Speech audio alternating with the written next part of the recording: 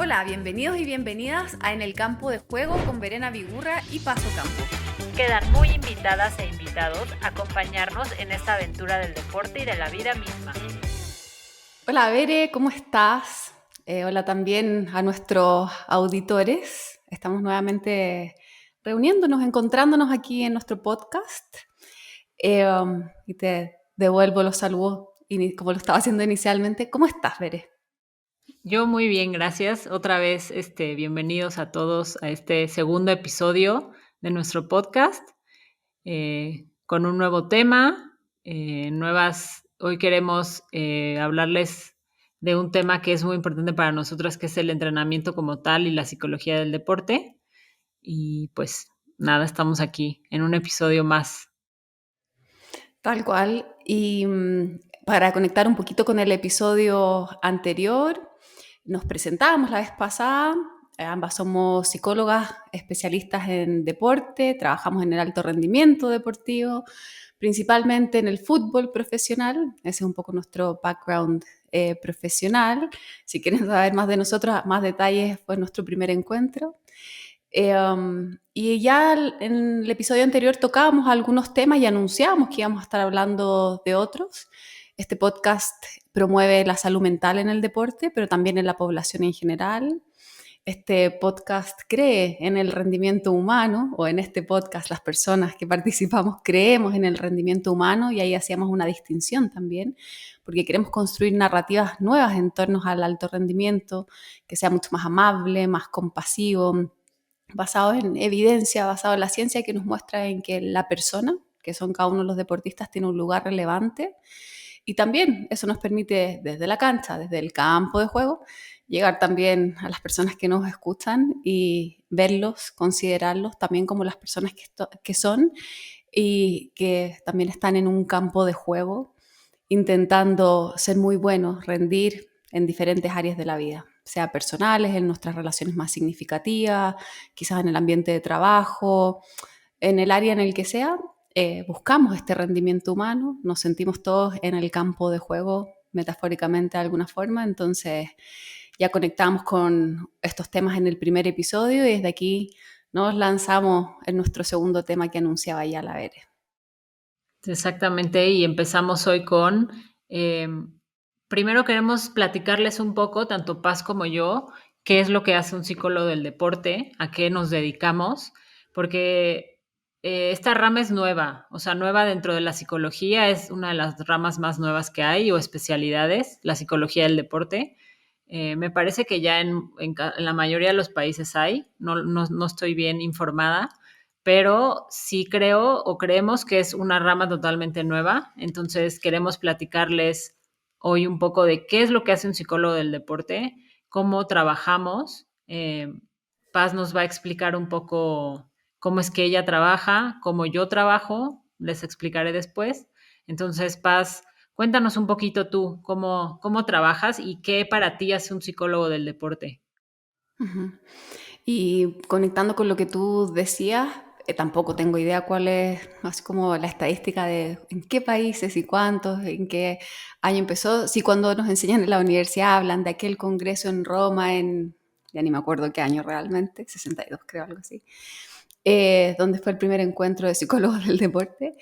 Pero independiente que hay algunos países que ha comenzado desde mucho antes, igual sigue siendo emergente, una ciencia emergente dentro de la psicología, una rama nueva aplicada de la psicología. Pero por otro lado, también dentro del deporte, si bien los fisios de kinesiología existe hace mucho tiempo, obviamente la preparación física incluso antes, la nutrición está bien incorporada desde hace muchos años, todavía nos encontramos con resistencias para incluir la psicología, también por temas que comentábamos en el episodio anterior. Esto del psicólogo, de la salud mental, como diferente a la salud, punto. Como que tenemos que especificar que la salud mental es parte de la salud, al igual que la salud física. Sigue siendo una ciencia emergente también dentro del deporte, aunque en algunos países a lo mejor existe hace bastantes años. De todas formas, estamos ahí abriendo un lugar, un espacio, y son los mismos deportistas, hemos dicho, que nos están pidiendo, que quieren también entrenar habilidades, que son las habilidades psicológicas, que primero nos ayudan a estar bien y desde estar bien podemos rendir mejor. Y es un poco, a lo mejor si tuviera que ocupar las palabras más simples para decir, bueno, ¿qué hacemos los psicólogos? Hay distintos roles, algunos se dedican más a la academia, son docentes de pregrado, de posgrado, tanto para la carrera de psicología como para otras carreras. A lo mejor ayudamos también a las otras profesiones que están en el deporte, entrenadores, preparadores físicos, kinesiólogos, masoterapeutas, directivos, árbitros, también otros agentes del deporte, les ayudamos a tener una mirada de la psicología, una mirada de la persona, con la cual cada profesión va a trabajar desde su especialidad. Hay otros que se dedican más a la investigación y siendo esta una ciencia emergente, todavía nos queda pendiente seguir construyendo teoría y obviamente levantamos datos desde el campo de juego hacia la academia, hacia la universidad, para poder tener esta ciencia que vaya respaldando y permita darle fuerza a esta rama aplicada de la psicología. Y el rol más tradicional es el rol de entrenadores de la mente. Ese es lo que principalmente nos dedicamos nosotras. Así como se entrena lo técnico, así como se entrena lo táctico, guiado desde los entrenadores, así como se entrenan las habilidades físicas, guiadas desde los profesores de educación física, los psicólogos entrenamos la mente, entrenamos habilidades psicológicas que nos ayudan a estar bien y desde estar bien podemos ir alcanzando un mejor rendimiento, como decía recientemente. Entonces, quizás este es un enunciado de lo que hacemos, pero a ver si me cuentas tú, Ere, cómo lo ves tú, cómo lo definirías tú, que sé que se parecen nuestras definiciones, pero vamos a ir intercambiando un poco y vamos profundizando un poquito también. Sí, concuerdo contigo en todo, Paz, y le añadiría que las dos tenemos esta visión de que estamos trabajando con personas antes que atletas, entonces trabajamos mucho sobre el humanismo, sobre la persona. A veces también hay gente que me ha preguntado que si el psicólogo del deporte ve lo clínico o si el psicólogo del deporte ve la parte personal del deportista, y yo siempre les respondo que sí, porque al final nosotras estudiamos, las dos somos psicólogas clínicas como tal, y ya después te especializas en el deporte, pero creo que muchas veces el atleta necesita entrenar lo personal o estar bien en lo personal más allá de entrenar, es estar bien en lo personal para poder rendir en lo mental, en el entrenamiento mental como tal. Pero sí, o sea, mi respuesta siempre es que sí, que trabajamos también lo personal, pero agregándole un poco a lo deportivo, nosotros trabajamos con diferentes variables psicológicas, como decía Paz, entre ellas que son muchas, pero por mencionar algunas es la concentración, la atención, la toma de decisiones, la regulación emocional, el locus de control interno, esto de qué tanto controlo yo y a qué tanto le adjunto yo mi éxito o mi fracaso. Son muchas las variables que se Claro. trabajan. También quiero recalcar que depende de cada deportista que se van a trabajar ciertas variables, porque cada deportista es un individuo diferente y necesita o tiene necesidades diferentes al resto, que esto hablamos mucho Paz y yo, que al final el entrenamiento mental también es un entrenamiento individualizado, hablando de lo individual, porque cuando hablamos de lo grupal, ahí vienen las necesidades grupales como tales, e incluso en los grupos hay necesidades diferentes. Cada grupo siempre va a ser muy diferente. Entonces creo que para añadirle a la psicología del deporte es el entrenamiento total, el entrenamiento mental y para rendir. O sea, suena, para mí la definición de psicólogo del deporte más sencilla que tenemos es nosotros ayudamos a potenciar el rendimiento mental del atleta. O sea, creo que esa es la definición como más básica, más sencilla. Si quisiéramos profundizar, pues hay muchas otras definiciones, pero creo que la más entendible es esa. Y al final, al dedicarnos a lo mental, tenemos muchísimas herramientas, que esas también en otros episodios les explicaremos un poco más y hoy también les hablaremos de algunas. Y definitivamente cada una, eso es lo más, creo que lo más rico de la psicología del deporte es que cada psicólogo trabaja de distinta manera, pero al final todo suma y todo es importante. Entonces, cuéntanos, Paz, tú un poco cómo es que trabajas, cómo es tu día a día, cómo es tu relación con el atleta, cómo es tu relación con los grupos, cómo has Ujú, trabajado, cómo te gusta trabajar. ujú. Y bueno, que certero todas las cosas que ya estás mencionando porque nos dejan entrever que va a tener este episodio de alguna forma, pero ahí están tantos puntos importantes que constituyen eso que quizás es más compartido, eso que es parte de nuestra profesión de entrenar la mente. También hay mención de algunas cosas que pueden ser diferentes para cada psicólogo y esto no es antojadizo, porque como trabajamos con personas, es importante, primero, por lo menos para mí, siempre mi objetivo número uno en cualquier programa, esté donde esté, en cualquier parte del mundo, en inglés, en español, en francés, es establecer una relación, conectar con la persona, lo que los psicólogos llamamos vínculo terapéutico. Porque ninguna de las estrategias, ninguna de las variables psicológicas se van a trabajar porque sí, se trabajan en un contexto y ese es un contexto de las relaciones. Entonces, en ocasiones tenemos planteles más numerosos, 30, 32, en ocasiones un poco más clásicos, 25, 27 jugadores.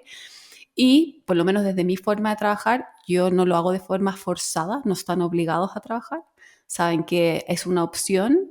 Hoy en día, además, que empieza a sonar más la psicología, hay algunos que tienen sus propios procesos, que contratan a sus propios psicólogos también, entonces la idea no es sobreintervenir y que de vuelta, de forma obligada, estén en dos procesos, el del club y el que hayan contratado personalmente, que suelen ser prácticas, también a veces tienen sus propios nutricionistas, tienen sus propios preparadores físicos con quienes complementan sus cargas en las tardes, tienen sus propios fisios, kinesiólogos que les ayudan también en la recuperación, en los cuidados de su cuerpo.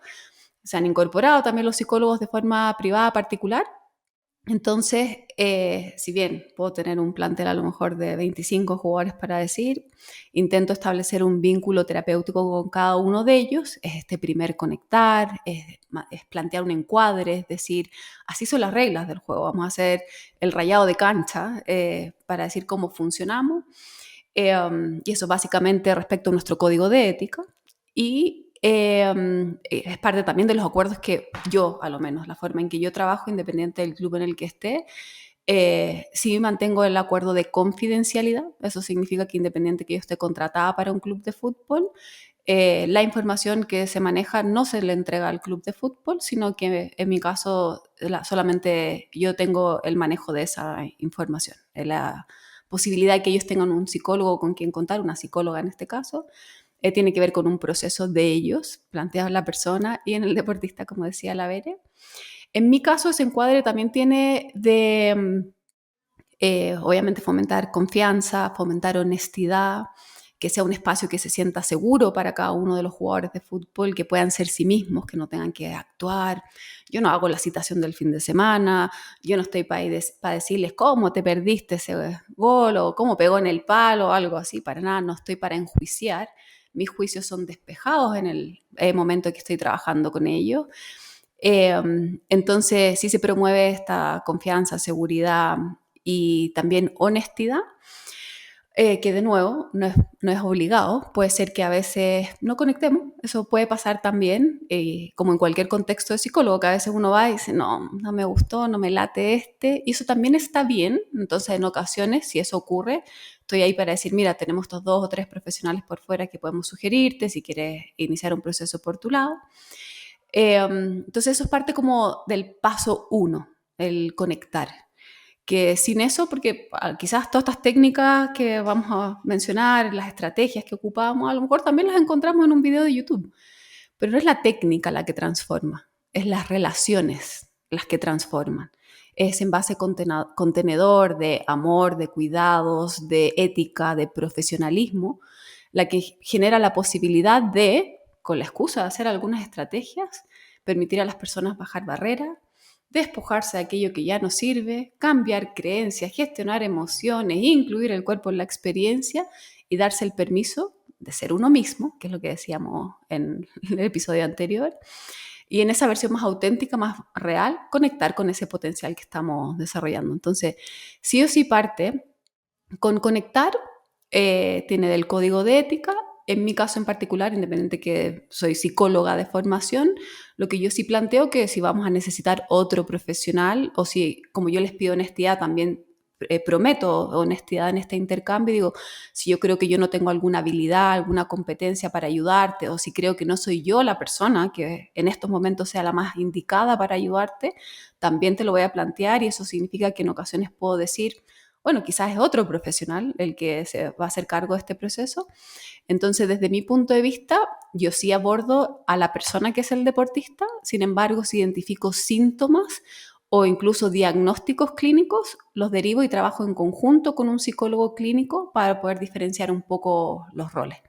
Entonces, eso sí es un poco, por lo menos desde mi forma de trabajar, un poco distinto. Y como decías, comienza por eso, por el conectar, y ya después hay una serie de pasos que de alguna forma han ido siendo mi método, de alguna forma. Creo que eso es en lo que lo he ido transformando. Ya les puedo contar un poco de eso, pero ¿qué piensas tú, Bere, de esta parte del encuadre? ¿Qué piensas respecto también a lo mejor la derivación que recién mencionaba? Algo decías tú ya, pero te paso la pelota a ti en el campo de juego para escucharte también.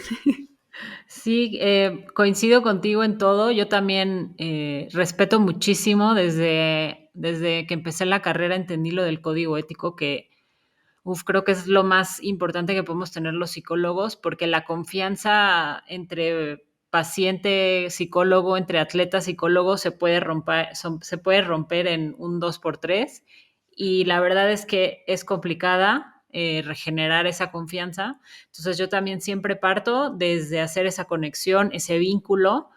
Eh, para mí es súper importante que el atleta confíe, porque creo que el atleta de hoy en día está rodeado de mucha desconfianza. O sea, hay tantos intereses de por medio, hay tanta gente, que lo mencionábamos en el episodio anterior, que solo está buscando algún interés personal, o incluso son raros o no raros, pero los verdaderos amigos desaparecen, incluso a veces familiares también abusan de la confianza. Entonces, sí creo que para mí es súper importante el tener esa confianza con el atleta, respetar ese código ético. Yo, la verdad es que es algo que platico mucho, antes no lo platicaba, pero yo he tenido muchos enfrentamientos con entrenadores y cuerpos técnicos, porque claro, quieren que les des toda esta información y qué te dijo y cómo está. Y yo personalmente no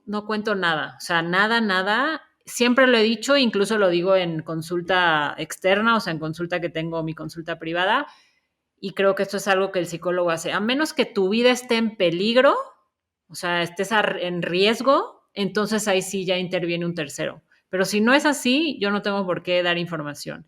Y creo que eso en el deporte a veces es difícil de entender. Entonces muchas veces directivos quieren tener esa información, muchas veces los entrenadores quieren tener esa información, y a veces es difícil establecer una relación o un vínculo con el cuerpo técnico o con directiva, porque todavía creo que hasta hoy no se entiende bien esta parte de, no, es que no te puedo compartir información. Es más, yo a veces a los entrenadores los invito a decir, ¿quieres saber cómo está tu jugador? Acércate.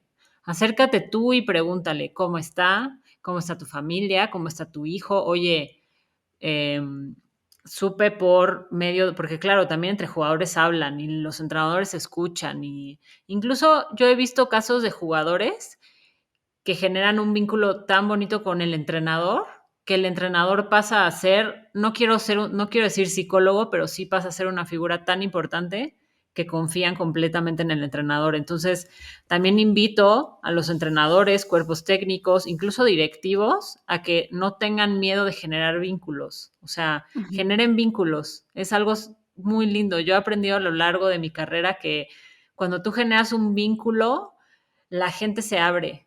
Y como decía Paz, habrá gente con la que hagas clic y habrá otros que no. A mí me ha pasado con psicólogos, yo en terapia también, yo siendo paciente, yo yendo a terapia, ha habido psicólogos con los que no hago clic y le digo muchas gracias, no. Y hay con otros, o sea, con mi ahora psicóloga, que es una psicoanalista increíble, hice clic desde el día uno, perdón, y me quedé con ella. Entonces creo que es importante generar ese vínculo totalmente. establecer ese código de ética y, y pues sí, o sea, dejar muy en claro que esa información no se pasa, porque también quiero decir que muchas veces los jugadores nos expresan, nos cuentan cosas muy delicadas. Incluso seguramente Paz te ha tocado que hay jugadores que te confían cosas que a veces ni a la propia familia sabe, ¿no? O ni el mejor amigo sabe, o incluso ni la pareja sabe. Entonces, creo que el rol del psicólogo pasa a ser sumamente importante, pero también es muy delicado la información que manejamos. O sea, es una Ujú, información emocional, es una ujú, información personal. O sea, no es, ujú, yo siempre lo comparo con lo del nutriólogo, ¿no? Que también es información confidencial, pero ¿qué pasa? Que ya no es un tabú el peso, ¿no? O sea, ya no es un tabú la nutrición. Yo siempre digo, anhelo el día en que ya no sea un tabú la salud mental y que se ujú. hable también de salud mental como se habla de, ay, me puse a dieta y bajé 2 kilos, ¿sabes? O sea, que el atleta empiece a platicar y a decir, uy, ayer tuve terapia y me fue muy bien, ¿no? Ayer fui a mi psiquiatra, porque esa es otra. O sea, el psiquiatra para mí también a veces es, o sea, juega un rol importante porque estábamos viendo cada vez más casos de ansiedad, de depresión, eh, incluso casos de, son muy raros y muy aislados, pero nos hemos enterado de casos de bipolaridad, entonces que eso un psicólogo no lo puede tratar, como decía Paz, que también eso se me hace muy importante. O sea, los psicólogos como Paz, como yo, tengo que reconocer que nuestro profesionalismo es tal que cuando sabes que un tema te sobrepasa, lo Ujú, canalizas y dices, ¿sabes ujú. qué? Yo hasta aquí llegué, te recomiendo a este psicólogo o a este tanatólogo en caso de un duelo, en caso de una muerte, te recomiendo a este psiquiatra porque creo que pasa un poco que hoy en día, no sé si en psicología, porque habrá psicólogos que sí, pero nosotras definitivamente no, queremos abarcar de más. O sea, el preparador físico pasa a ser psicólogo y también nutriólogo, y el nutriólogo pasa a ser también psicólogo. Entonces, había un preparador físico con el que yo trabajé que justo me enseñó eso, me dijo, cada quien a lo suyo, o sea, que cada quien respete su área y se dedique a su área, y si te quieres especializar más en tu área, está increíble, pero eres psicólogo, no eres nutriólogo. Entonces, bueno, ya me estoy saliendo un poco del tema, pero sí quería hacer como énfasis en eso, o sea, en eso que tenemos Paz y yo, que es saber hasta dónde podemos llegar. Y en el momento en que ya no llegamos o ya no tenemos herramientas, siempre es como lo más honesto, como dices tú, Paz, canalizar con alguien más. Sí, y tampoco es tan salirse del tema. De hecho, creo que siembra algunos sobre el trabajo interdisciplinar, estando cada uno en su lugar, pastelero a tus pasteles, decimos nosotros en Chile.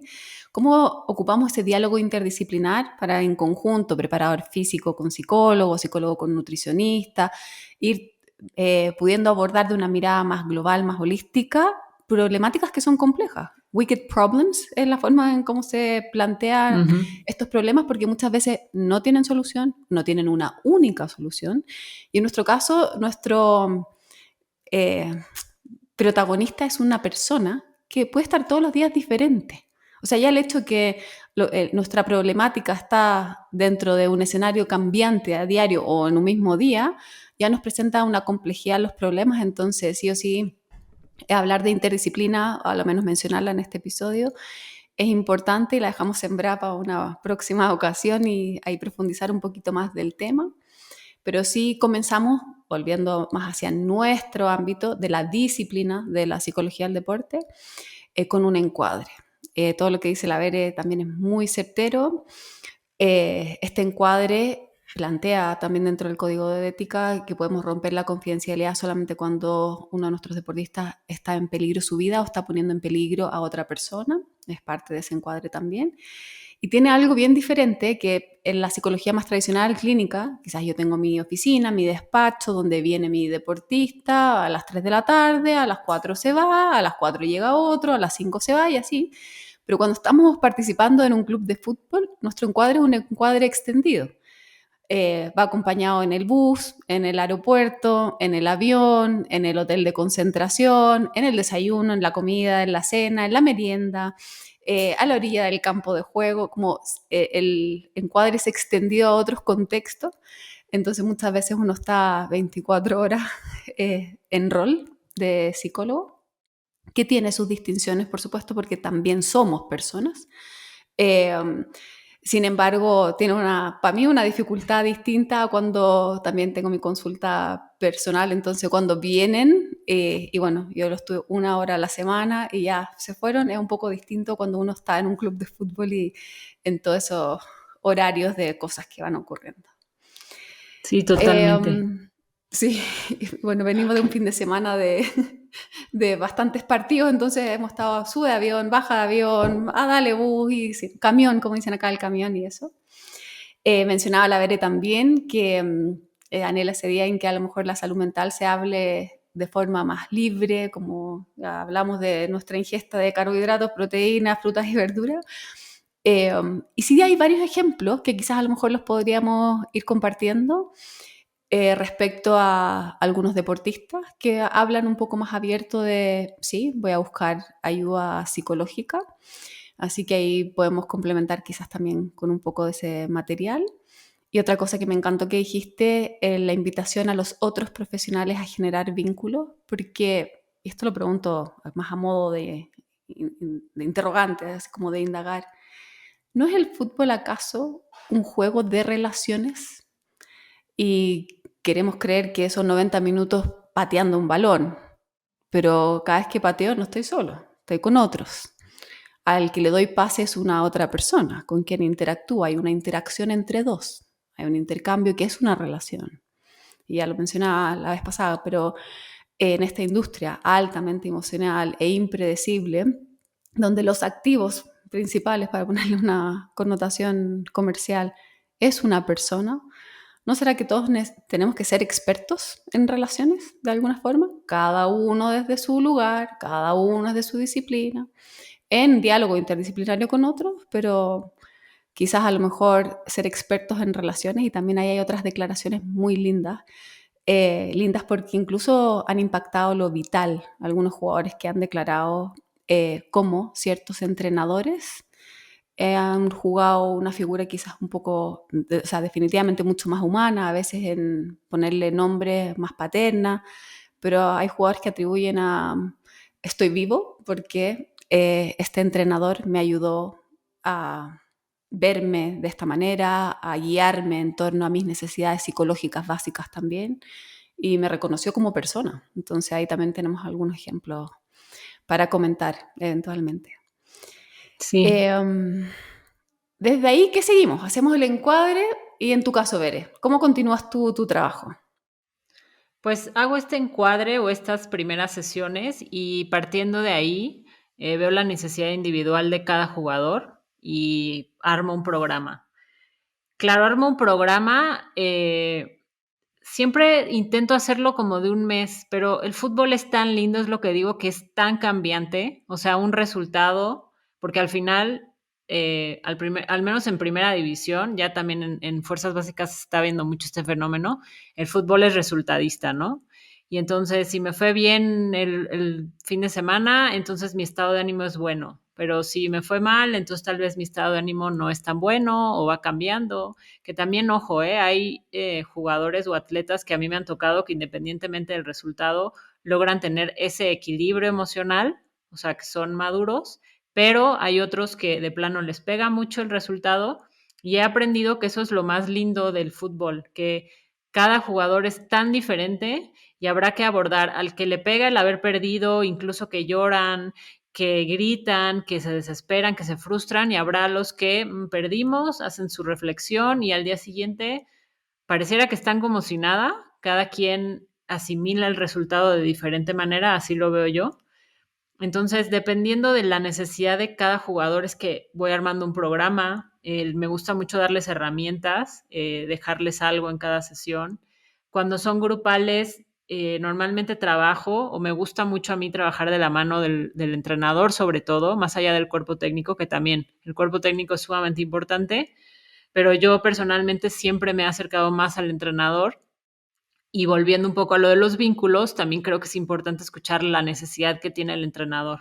O sea, ¿qué necesita el entrenador para el siguiente partido? Pues, por ejemplo, comunicación. Ok, entonces voy a armar una sesión grupal acerca de la comunicación.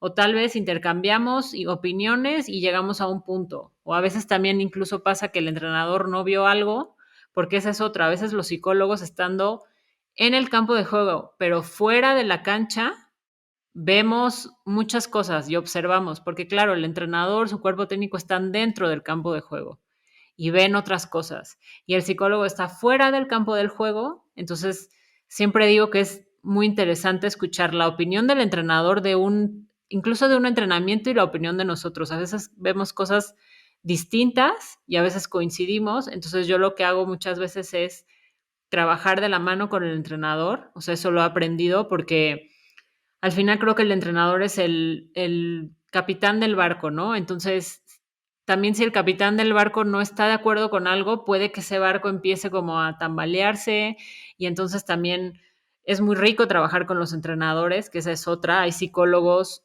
que se dedican exclusivamente a trabajar con cuerpos técnicos que, ojo, son entrenadores que están muy abiertos a la psicología, que son entrenadores que les gusta mucho esa parte y están dispuestos a abrir esa parte de ellos, porque es complicado siendo entrenador, pero yo en lo personal siempre he trabajado con los jugadores y me gusta mucho trabajar con el entrenador y saber qué es lo que necesita el entrenador. Entonces ya en base a eso eh, planeo alguna sesión grupal, y dependiendo del estado en el que también está el grupo, a veces hago alguna dinámica, a veces hago algún juego. En torneos pasados trabajé mucho con la visualización, la meditación, lo hacíamos previo a los partidos y la verdad es que los jugadores al inicio fue muy chistoso porque al inicio muchos se quedaban dormidos en la visualización. Y yo decía, bueno, está bien porque al final el objetivo, la idea es que encuentren un momento más allá de como relajarse y de dormirse como un espacio de paz o de tranquilidad. Porque creo que el atleta de alto rendimiento está bajo estrés y bajo constante estrés y es muy difícil que encuentren estos espacios de relajación. Entonces al principio me pasaba eso y ya después que en otras sesiones grupales les fui explicando, ya como que entendieron y ponían más atención. Y muchos al final era increíble porque hubo un jugador que ahora está en un equipo en Arabia Saudita que me dijo, es que eso que me imaginé ayer pasó hoy. O sea, metí el gol de cabeza como me lo imaginé ayer. Bueno, y los dos nos abrazamos y le dije, es que ves, o sea, el poder de la mente es tal que eso que tú imaginaste lo creaste y se volvió realidad. Ojo, no estoy diciendo que porque visualizo que, no sé, ahorita no se me ocurre qué, pero sí Que me gano creo la que lotería. exactamente, que me gano la lotería, me voy a ganar la lotería, pero yo siempre usé mucho, o sea, la visualización, la meditación, y bueno, pues eso es un poco mi manera de trabajar. O sea, voy viendo lo que necesita cada individuo, cada grupo, las variables psicológicas. Me gusta mucho darles herramientas, o sea, que aprendan algo, porque muchos de nuestros atletas terminan, no sé en Chile cómo es el nivel educacional, Paz, pero aquí a lo mucho terminarán la secundaria, que tendrán, no sé, 12, 13 años, 14 a lo mucho, y ya se van a algún club a jugar y dejan de estudiar. Entonces también creo que es importante que sigan aprendiendo algo, o sea, ya sea, yo siempre les digo, estudia algún idioma porque tienen mucho tiempo libre, pero bueno, creo que dejarles algo siempre para mí es importante, o sea, algún aprendizaje o algún conocimiento, y esa es mi forma de trabajar y siempre recalcar que trabajo con humanos, entonces pues nada, tratar de formar y fortalecer esos vínculos día a día también es importante para mí. Y tú, Paz, cuéntanos un poco cómo, después de estas entrevistas iniciales que haces y necesidades que observas, cómo sigue tu trabajo. Ujú. Creo que a lo mejor ocupamos conceptos diferentes para referirnos a lo mismo. Tú hablas de programa, eh, es así, es igual, yo digo, diseño un programa de entrenamiento mental específico, individualizado para cada jugador, independiente que a lo mejor justo son los dos centros delanteros, coincide que tengan la misma edad, los objetivos pueden ser muy diferentes, pueden tener expectativas muy distintas del proceso, pueden querer desarrollar habilidades distintas, pueden estar en necesidades diferentes, entonces eso se considera. Voy poniendo plazos también para poder acercarnos a cumplir esos objetivos de corto, de mediano, de largo plazo, pero también con esto muy presente de tomar lo emergente, porque a lo mejor sí, mira, alrededor de la tercera sesión, la idea es que vamos en esta etapa de aprender X técnica o algo así, pero pasó otra cosa muy distinta a lo que el programa en el papel tan bonito y ordenadito decía, y listo, no pasa nada, vamos cambiando el objetivo, vamos tomando lo que la realidad nos pone enfrente y ya veremos cómo integramos ese mismo objetivo de otra forma, porque sigue estando como una necesidad o porque sigue siendo una ambición del deportista desarrollar cierta habilidad, o ya lo posponemos para una segunda etapa y le damos prioridad a lo que está ocurriendo en el aquí y el ahora. Ahí vamos viendo. Eso en términos de lo individual y en lo colectivo también. Creo que en el mundo ideal, y bueno, eso sí es importante decir, no todos los equipos trabajan de forma colectiva. También como organizaciones, como clubes, como equipos, plantean distintos trabajos y algunos dicen solo lo colectivo, otros solo lo individual. A lo mejor que hayan procesos colectivos individuales.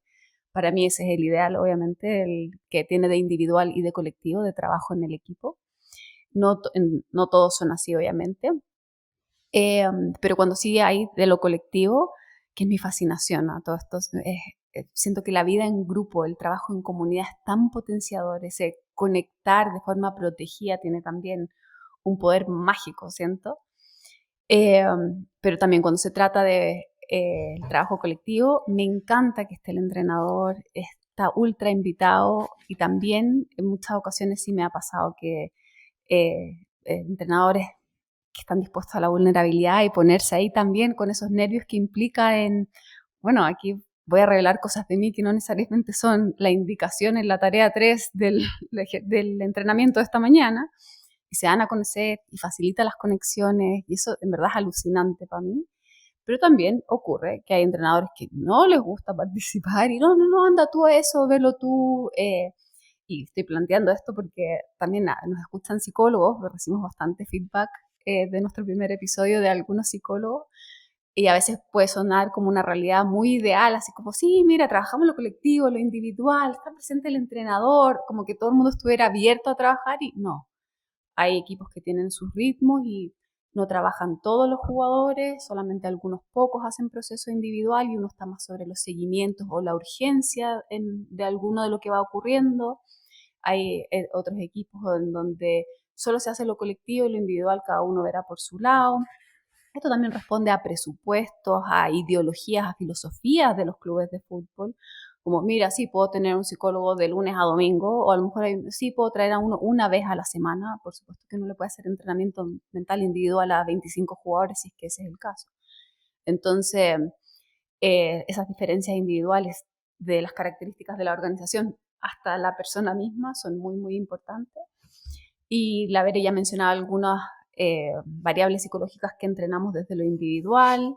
Quizás le agregaría ahí, está la regulación emocional, pero una de las más típicas es la gestión de la frustración, manejo del estrés, que ya decíamos, por definición, el alto rendimiento tiene de estrés. Esto no es el deporte recreativo, buena onda, juntémonos a jugar, a tirar unos balones al arco, o si fuera otro deporte, a lanzar unos al aro un ratito, que tiene mucho más de social y después nos vamos a comer un asado. No, el deporte de alto rendimiento tiene estrés a la base, así que por excelencia necesitamos prestarle atención a todos los procesos de recuperación, que no son solo del cuerpo, no es el recovery solamente de crioterapia, de descanso, de hidratación, también hay recuperación emocional, hay recuperación de cómo se dispara esa adrenalina, ese cortisol durante 90 a 100 minutos.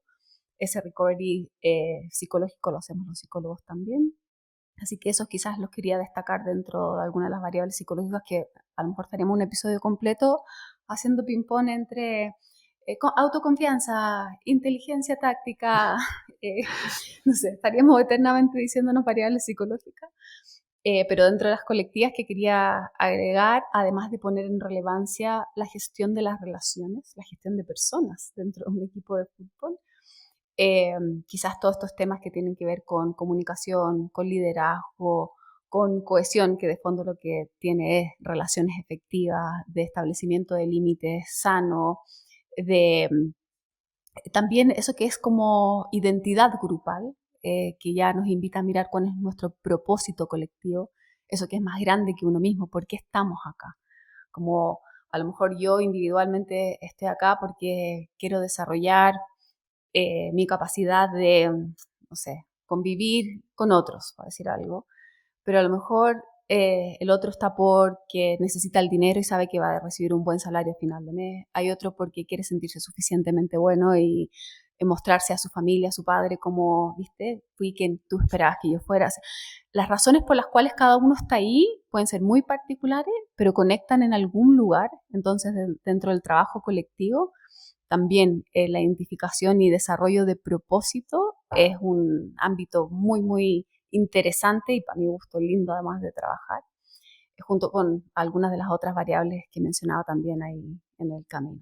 Pero sí hay muchas y estos episodios van a ir teniendo en ocasiones de alguna más en particular, con quizás algunas prácticas o estrategias. Por ahora solo vamos a mencionar. Estrategias existen también de todo tipo, si las queremos agrupar o la forma que a mí me resulta en orden básicamente, pero hay algunas que son más cognitivas, que son más del pensar, el autodiálogo, y también muy desde la línea de lo clásico, el ocupar la pantalla mental, este ensayo mental a través de la visualización que mencionaba la Bere ya. Hay algunas que son más emocionales, toda la línea de gestión y desarrollo de competencias emocionales en esta montaña rusa de 90 minutos, pero también de la carrera completa. Eh, Meto un golazo y estoy lleno de felicidad durante un segundo, pero ya nos vinieron a atacar y qué susto, qué miedo, casi fue una jugada que perdimos el 1-0 que íbamos ganando y voy de nuevo y es fallo mío, qué frustración y a lo mejor ahí me quedo pegado en el error un momento, pero salgo y ya me vuelve el entusiasmo y quería hacer esta jugada que no me salió y me confundo, pero si la entrené y estaba todo indicaba que tenía que salir bien y entra la confusión para de vuelta conectar quizás con ese optimismo que sí, vamos, y bueno, y así, entonces la línea de la regulación emocional es toda una línea de trabajo muy amplia. Decimos que somos mente-cuerpo, así que la línea del trabajo corporal, sensorial, intuitivo, desde el cuerpo hacia el cerebro, es toda otra línea de trabajo también y desde ahí surgen un montón de prácticas, de estrategias, de técnicas. Sé que tenemos una favorita en común, Veré. Creo que ni siquiera tengo que anunciarla, pero ¿cuál es una de nuestras líneas que nos encanta trabajar? El mindfulness. El mindfulness. Sí. Sí, y aquí me gustaría agregar también, Paz, que es que ahora que dices todo lo de lo poderoso que es generar una identidad grupal y lo importante que es lo grupal, estoy ahorita terminando de ver la serie de Beckham, que se las recomiendo muchísimo, está en Netflix, y yo la verdad es que siempre que veo estas series trato de no verlas como psicóloga, o sea, trato de verlas como una espectadora más, se me dificulta, pero esta definitivamente dije, lo voy a ver como una persona, sí me salió un poco lo psicóloga de repente, pero el ejemplo que quiero poner es que para mí, ¿por qué es tan importante el entrenamiento mental? O sea, ¿por qué es tan importante tener un psicólogo? Y les voy a dar el ejemplo. En el primer episodio, digo, no les voy a contar mucho, pero en el primer episodio, me parece que en el Mundial del 98, todo empieza porque en el Mundial del 98 expulsan a Beckham. Y en la expulsión de Beckham cambia toda o sea, la dinámica grupal. El punto es que Inglaterra queda eliminado del Mundial.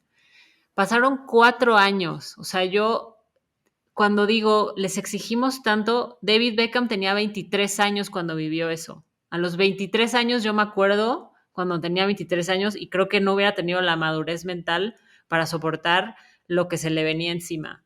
Eran amenazas de muerte, decían que le mandaban sobres con balas, o sea, de pistola, era perseguirlo a todos lados, era ojalá te mueras, o sea, cosas. Lo que más me impactó es que fuera de un edificio colgaron, o sea, literalmente de una horca, o sea, como si se tratara de un suicidio, una figura de él. Entonces, les pedimos que lidien con todo eso. Estoy hablando de un caso tal vez muy fuerte y que no es tan común, y lo pongo entre comillas, y estoy haciendo el signo de entre comillas, porque pareciera que no es tan común, pero yo creo que es más común de lo que pensamos, solo que David Beckham fue una figura o es una figura pública muy importante a nivel mundial. Pero me impresiona lo que Sir Alex Ferguson hizo por él. O sea, eso que tú dijiste, en el momento en que él se entera de todo lo que está pasando, David Beckham entra en una depresión terrible y el señor levanta el teléfono y le dice, ¿cómo estás, hijo? Porque para esto también un poco regresando a lo que tú dices, el entrenador muchas veces se vuelve como una figura paterna. David Beckham, me parece que a los, no sé si 12, 13 años, se va a Manchester a vivir para perseguir su sueño. 12, 13 años, o sea, siendo un niño. Y entonces Alex Ferguson pasa a ser una figura paterna. Entonces, en el momento en que él se entera de todo esto, agarra el teléfono, le habla, le dice, ¿cómo estás? Le dice, no estoy bien. Le dice, no te preocupes, aquí te vamos a proteger. Entonces, ¿qué pasa? Que cuando él regresa de la selección inglesa al Manchester United, dicen que el señor lo defendió a capa y espada y que todos los jugadores decidieron hacerse uno para protegerlo. ¿Por qué? Porque es nuestro hermano, porque es nuestro compañero, porque está pasando por esto, hay que ayudarlo. Mañana le puede tocar a otro, hoy le está tocando a él. Entonces, fue un ejemplo que me quedó muy como grabado, porque dije, todo lo que viven ellos, todo lo mediático, porque más allá de lo deportivo, eh, creo que la afición inglesa, los ingleses son muy pasionales, si no es que de las aficiones más pasionales que hay. Entonces, yo no me imagino que es recibir amenazas de muerte, recibir cartas agresivas, insultos todos los días, porque claro, esto fue a lo largo de 4 años. Entonces, ¿por qué es tan importante entrenar la mente? Justamente para poder aguantar todo eso, porque el mundo, yo es lo que digo, las críticas, las malas palabras, las amenazas siempre van a existir. ¿Por qué? Porque siempre lo digo, tristemente el mundo funciona así, pero ¿qué hacemos los psicólogos? Les damos estas herramientas para poder lidiar con ese estrés, porque no es aguantar, es lidiar. Ni siquiera hablo de aguantar o tolerar, es saber cómo lidiar con eso. O sea, la recomendación de Sir Alex Ferguson fue no veas el periódico, no veas la televisión, por favor, no prendas, no escuches nada, vete de vacaciones con tu novia, regresa y aquí te vamos a proteger. Entonces, creo que por eso es tan importante la figura de un psicólogo, porque en verdad es todo un mundo de emociones. O sea, para mí, creo que o sea, la razón de que estudié psicología del deporte es por eso, porque para mí el deporte es igual a emoción. Entonces, tienen que tener herramientas. Yo creo que más hoy, o sea, en este mundo, en cualquier época, pero en el mundo en el que vivimos hoy, el deportista necesita herramientas psicológicas, necesita tener un apoyo psicológico porque están cambiando las cosas, porque hoy en día ya el deportista que es más fuerte no es el que físicamente está fuerte, es el que mentalmente es fuerte, porque cada vez la ciencia se va desarrollando más, porque cada vez la nutrición se va perfeccionando más, que eso está increíble, cada vez todo es más medible, cada vez se hacen más rápidos, pero lo que cambia y hace la diferencia muchas veces es la mente. Entonces, por eso es que hacemos tanto énfasis en la importancia del psicólogo, porque este ejemplo a mí de Beckham, dije, y él porque, eso también quiero mencionar, él porque tenía una red de apoyo y tenía una mamá, un papá, una hermana, una familia que lo apoyaba y estuvieron ahí y una pareja que entendió y le dijo, te voy a ayudar. Pero hay muchos atletas que no cuentan con esa red de apoyo, entonces el psicólogo sí o sí funge como esa red de apoyo y incluso se invita muchas veces a que todos funjamos, como lo decías tú, Paz, como estas diferentes disciplinas para unirse y ayudar al deportista. Pero quería hacer mención de este ejemplo porque ahorita esta serie acaba de salir, está de moda y me quedó mucho como el ejemplo de el poder de la unión, del vínculo y de la confianza que le tenía Beckham a su entrenador para contarle lo que estaba pasando, que probablemente en ese momento Sir Alex Ferguson fungió como su psicólogo, porque no sé si tenía un psicólogo como tal, pero creo que por eso es tan importante, porque están pasando muchas cosas, porque el atleta vive bajo estrés, bajo ansiedad, bajo estados emocionales, como decías tú, es una montaña rusa, hoy perdemos, mañana empatamos, ayer gané, mi familia depende de mí, si me lesiono, ¿qué pasa? Se me acabó mi carrera. Entonces, gestionar todo eso y ojo, a unas edades muy cortas, ¿eh? O sea, estamos hablando de entre los 20 y 26 años, les pedimos que maduren, les pedimos que sean lo suficientemente fuertes para aguantar críticas a los 21 o 22 años. Entonces, es muy fuerte, es lo que hay. O sea, ahora el Real Madrid tiene a este fenómeno Bellingham, que me parece que tiene 20 años, 21, no sé, ha de estar ganando millones de dólares no tienen una red de apoyo, se les va la cabeza y empiezan a jugar mal, gastan el dinero, no sé. Entonces, creo que la figura del psicólogo sí es muy, muy importante, si no es que ya es una necesidad. O sea, ya es una Sí, necesidad tanto en los clubes, como en los cuerpos técnicos, como en los jugadores. sí. Quizá viene de cerca porque somos nosotros psicólogas que lo estamos planteando, pero sí en primera persona, como nos hemos planteado también participar de este podcast, estando en el campo de juego, nos toca ser testigos de todo esto. Entonces, poner en relevancia la necesidad de psicólogos, psicólogas dentro de los equipos de fútbol tiene que venir también de nosotros. Eh, Puesto de la forma quizás más burda, el entrenador lo que visibiliza es que conduzcan, rematen, cabeceen, como aspectos técnicos. El preparador físico que tenga resistencia, que tenga fuerza explosiva, que sea fuerte. No sé, y pues, sigo siendo burda, obviamente. Esto se marca en relaciones, como decía. Y los psicólogos somos los que sienta, que piense, que tome decisiones, que esté conectado y escuche su cuerpo.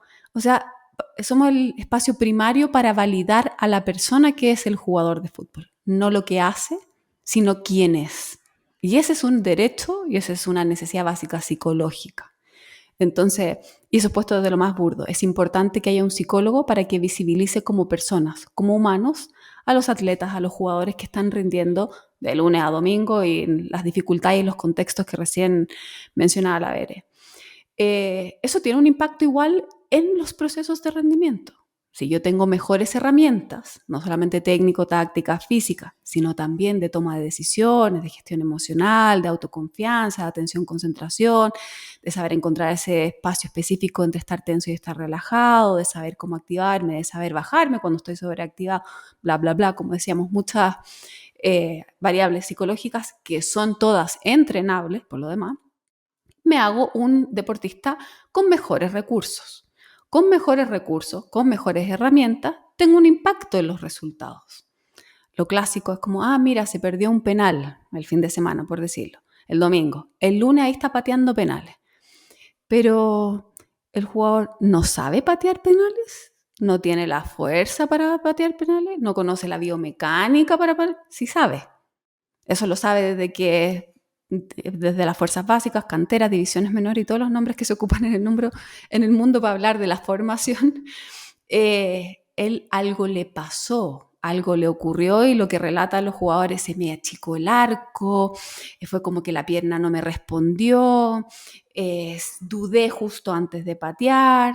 Entonces tenemos a los deportistas ocupando soluciones técnico-tácticas físicas para problemas que son del mundo de lo psicológico. Y necesitamos desarrollar no solamente habilidades técnico-tácticas físicas, sino también las psicológicas para poder hacer frente a los desafíos que nos invita el alto rendimiento que tiene, por ejemplo, de ponerse nervioso, de dudar, de sentir que el cuerpo no me responde en ejecuciones deportivas como lanzar un penal, por ejemplo. Y eso, como decía, tiene un impacto en el rendimiento, pero a su vez, si soy un jugador que está visibilizado como persona, que tiene una cajita de herramientas más completa, que eso le ayuda a rendir mejor, eso tiene un impacto también en una industria, la del deporte, y comercialmente también soy más atractivo cuando tengo mejores opciones para hacer frente a los diversos desafíos que presenta esta actividad. Y no estamos diciendo solamente, haciendo como, no, es que sea buena persona solamente. Está el contexto de la industria y obviamente te da un valor distinto y, como decía la Bere, es un valor que diferencia hoy día. Si quieres una ventaja competitiva como deportista de alto rendimiento, esa es tu salud mental. Si quieres un elemento diferenciador, si quieres ser de excepción, ese es tu rendimiento humano. El desarrollo de habilidades técnico-tácticas físicas, todos podemos ir alcanzando cierto nivel, obviamente con distinciones, porque hay algunos que tenemos, sobre todo desde lo físico, fibras lentas, fibras rápidas y alturas, ¿no? Unos son de 1,80 m, otros son de 1,75 m, ¿sí? También hay algunas cosas que son distintivas ahí, pero el único aspecto que me permite ser de excepción máxima es que yo pueda ser yo. No va a haber otra Paz, no va a haber otra Verena, no va a haber otro Beckham, no va a haber otro, ponle el nombre que sea, menciono a Beckham porque lo mencionamos a partir de información que está ofrecida de forma pública. Entonces, si quiero ser de excepción, sí o sí necesito entrenar habilidades psicológicas que me permitan ser yo mismo, más allá de lo que hago. Corro rápido, salto alto, cabeceo con precisión, conduzco en velocidad, bla, bla, bla. Es que yo pueda ser yo, también dentro de la cancha. Entonces, en el campo de juego. Entonces, es una ventaja competitiva entrenar las variables psicológicas. Y de todas formas, tener salud mental hoy día es un asset, es un activo en la vida en general, diferenciador en un mundo que nosotros estamos hablando de 90 minutos en un partido, pero que no es muy diferente fuera de la cancha, pero sí en el campo de juego de la vida, donde tenemos que pagar cuentas y hay que llegar a final de mes y tenemos un hijo que quizás está enfermo y me peleé con el novio y no me gusta en lo que estoy y mi jefe me ha pedido 3 cosas y 2 creo que no soy capaz de hacerla y me gustaría estudiar algo más y no sé por dónde empezar o no siento propósito o ay, yo me tomaría un año entero y me recorrería el mundo y me iría de viaje, pero de vuelta hay que pagar las cuentas y así un sinfín de situaciones, dolores, desafíos que tiene la vida. Por lo tanto, nosotros lo estamos poniendo en jugadores de fútbol. Es importante que ellos entrenen la mente porque es un contexto que sí o sí tiene estrés y la vida misma también nos presenta situaciones altamente desafiantes y estresantes y queremos desarrollar habilidades que a lo mejor autoconfianza se traduce en creer en mí misma como el ingeniero bla, bla, bla de X compañía, a lo mejor como estudiante poder focalizar y prestar atención y concentrarme en aquellas materias que estoy aprendiendo, establecer comunicación efectiva con las personas que amo en las relaciones, a lo mejor poder establecer límites sanos en la relación de pareja. Entonces, muchas de las variables que entrenamos para el campo de juego también son para el campo de juego de la vida, de todas formas. Entonces, a lo mejor no lo podemos cuantificar como un aspecto comercial, pero sí tiene un impacto en nuestra salud mental. Sí, totalmente. Y hoy en día, como dice Paz, más allá del deporte, en la vida misma se ha vuelto una necesidad. Y, y pues creemos que siempre hemos creído que la salud mental es, hasta yo lo digo que es una moda. No me gusta hablar de modas, pero se puso de moda el hablar de salud mental, que eso a los psicólogos pues nos trae muchos beneficios porque es de lo que se habla, pero ojalá deje de ser una moda y se vuelva en una normalidad y en una norma y en una necesidad básica para el ser humano, porque es una necesidad básica, solamente que apenas ahora estamos pues entendiendo que es una necesidad básica. Y también queríamos aclarar, antes de terminar este segundo episodio, porque Paz y yo podríamos seguir platicando durante horas, pero queríamos aclarar que cada proceso terapéutico es individual, o sea, cada proceso terapéutico es diferente, lo que le sirve a Paz tal vez no me sirve a mí, lo que le sirve a nuestro productor no le va a servir a Paz y así. Entonces, sí queremos recalcar que es muy importante entender que cada proceso terapéutico es diferente. Otra cosa es que tal vez tú, Paz, vas al psicólogo y me cuentas, uy, Bere, me dio una crisis de ansiedad y ¿qué crees? Medité durante 2 minutos y me funcionó. Me lo comparte y yo tal vez pruebo esa herramienta y me funciona, pero puede que no me funcione. Entonces, es muy rico y es padrísimo, es lo que yo siempre he dicho, es muy padre intercambiar herramientas, intercambiar ideas, pero cada cerebro, por así decirlo, funciona diferente, cada cerebro tiene diferentes necesidades. Entonces, los procesos terapéuticos, tanto en atletas como en personas, van a ser diferentes. Para nosotras era importante hacer mención de esto porque en un mundo en el de hoy en el que el tiktokero y el youtubero y la influencer dicen que comer carbohidratos, es un ejemplo, pero comer carbohidratos después de las 6 de la tarde te engorda, eso lo escucha un atleta que tal vez no tiene mucha información y dice, no puedo comer carbohidratos después de las 6 de la tarde. ¿Y qué pasa? Que él es el que más carbohidratos necesita. Entonces, por eso hacemos tanto énfasis en que a cada quien le va a funcionar algo distinto. Incluso en nutrición ya hoy, cada dieta es personalizada, cada cuerpo necesita algo diferente.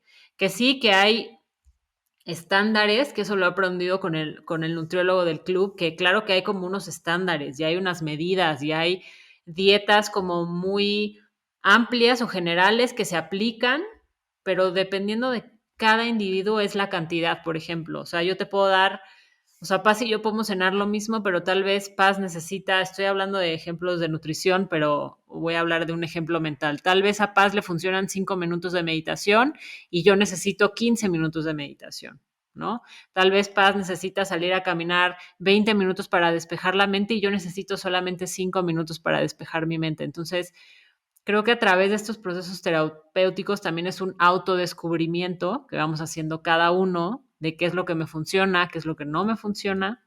Entonces, sí queríamos como cerrar y terminar este episodio con este punto tan importante que es para nosotras.